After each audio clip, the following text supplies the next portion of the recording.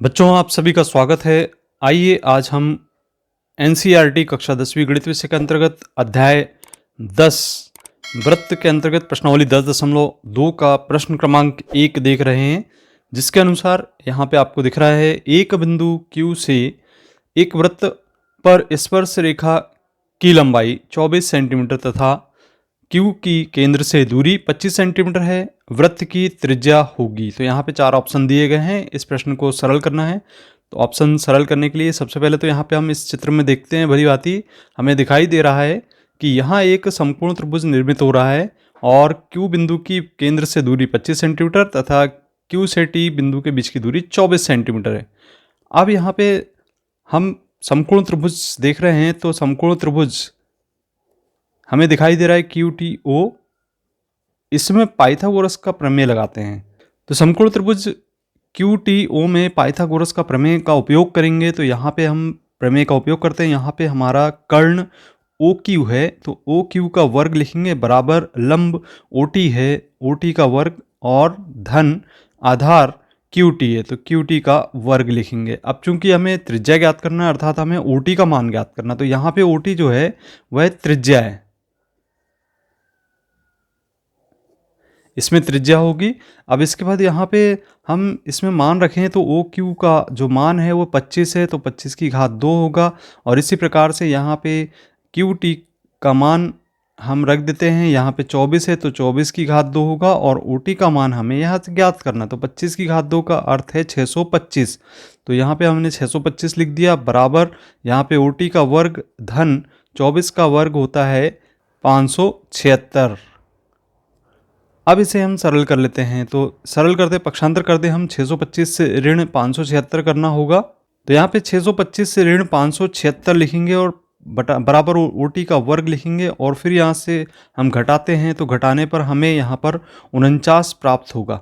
तो हम लिखेंगे 49 बराबर OT का वर्ग या OT बराबर 49 का वर्गमूल ले लेंगे, जिससे हमें इसका मान प्राप्त हो जाएगा। तो यहाँ पे OT बराबर आएगा 7 सेंटीमीटर। तो इस प्रकार से जो विकल्प दिखाई दे रहे हैं, यहाँ पे आपको 4 ऑप्शन दिखाई दे रहे हैं, जिसमें से यहाँ आपका पहला ऑप्शन ए सही है, जिसमें 7 सेंटीमीटर हमें दिया गया है।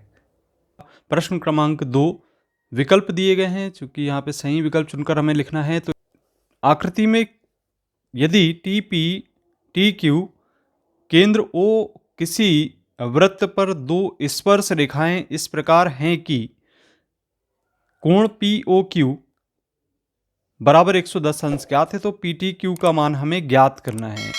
हमने इसके पूर्व के प्रश्नों में देखा था कि किस प्रकार से हम मान ज्ञात करते हैं।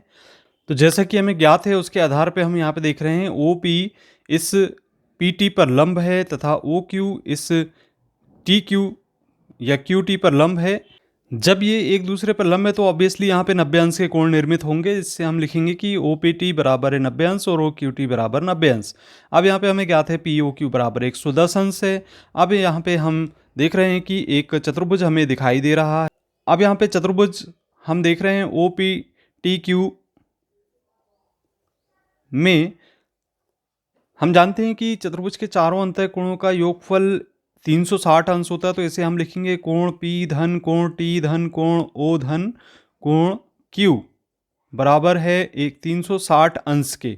अब यहाँ पे हम मान रख देते हैं। यहाँ पे तो हम क्रम से प्रत्येक के मान रखेंगे, तो P और Q का मान तो 90 अंश है और यहाँ पे जो T है उसका मान हमें ज्ञात करना है, अर्थात हमें जो कोण T है उसका मान ज्ञात करना है। यहाँ कोण O का मान 110 अंश ज्ञात है, यहाँ पे 90 अंश है और यहाँ पे बराबर है 360 अंश।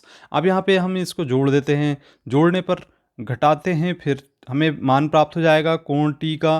तो यहाँ से हम कोण T का मान ज्ञात करेंगे, इनको जोड़ लेते हैं और यहाँ 360 में से हम घटा देते हैं, तो यहाँ पे 290 हमें प्राप्त हो जाता है।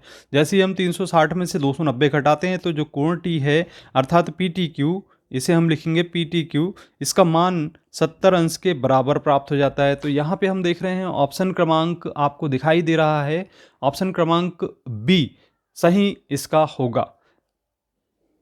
अब चलिए प्रश्न क्रमांक 3 देखते हैं, जिसके अनुसार यदि एक बिंदु P से O केंद्र वाले किसी वृत्त पर PAPB स्पर्श रेखाएं 80 अंश के कोण पर झुकी हों तो कोण POA बराबर है। तो POA का मान हमें ज्ञात करना है।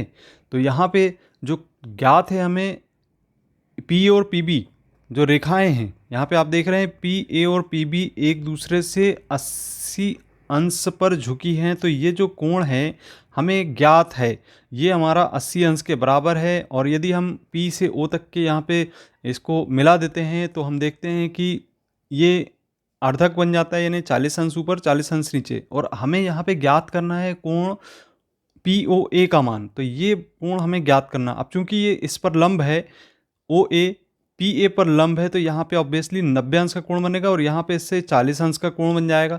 और यहाँ पे हम ज्ञात कर सकते हैं कि कितने अंश का कोण बनना चाहिए, तो आप यहाँ पे आसानी से ज्ञात कर सकते हैं। तो ये आप समझ गए होंगे कि इसका हल क्या हो सकता है। तो यहाँ जो चतुर्भुज है इसमें हमको बड़ी आसानी से दो त्रिभुज में दिखाई देने लगा। और इस त्रिभुज में हमने देख लिया कि ये इसका मान अर्धक के बराबर होता है ये कोण चूंकि।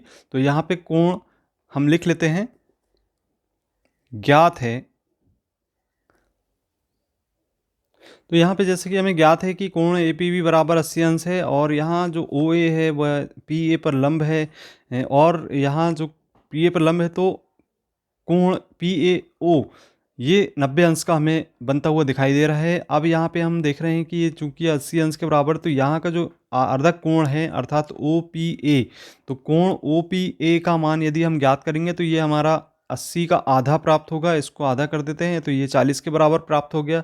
अब चूंकि यहाँ पे एक त्रिभुज बन रहा है ओ ए पी, समकोण त्रिभुज बन रहा है, और इसमें यहाँ चूंकि कोण ओ का मान ज्ञात करना। अब हम जानते हैं कि यहाँ लिखेंगे हम त्रिभुज ए पी ओ ए या पी ए ओ में, तो जैसा कि हम यहाँ पे देख रहे हैं त्रिभुज पी ए ओ में त्रिभुज के तीन अंतर कोणों का योगफल 180 अंश के बराबर होगा। तो यहाँ पे हम लिख देंगे कि क्रमशः कोण पी, कोण ओ और कोण ए, इनका योगफल 180 अंश के बराबर होता है। अब यहाँ पे हम यदि मान रख देते हैं तो मान रखने पर हम पाते हैं यहाँ पे पी ए ओ का मान आप देख रहे हैं 90 अंश के बराबर है और ये 40 अंश के बराबर है। और यहाँ पे कोण पी ओ ए का मान हमें ज्ञात करना है, 180 अंश में से इसका योगफल घटा देते हैं तो 9 4 13 होता है। तो यहाँ पे लिखेंगे पी ओ ए बराबर, यहाँ से 180 में से हम घटाएंगे 130 को, तो 130 को जैसे ही घटाते हैं तो पी ओ ए का मान हमें यहाँ से प्राप्त हो जाता है 50 अंश के बराबर। तो यहाँ पे आ गया इसका मान 50 अंश। तो इस प्रकार से यहाँ से ऑप्शन आपको दिखाई दे रहा है, ऑप्शन नंबर ए बिल्कुल इसका सही है। तो इस प्रकार से ये तीनों विकल्पों को, प्रश्नों को हल करना था और इसके आंसर हमें लिखना था। तो बहुत ही सिंपल से क्वेश्चन थे, आपको समझ में आ गए होंगे।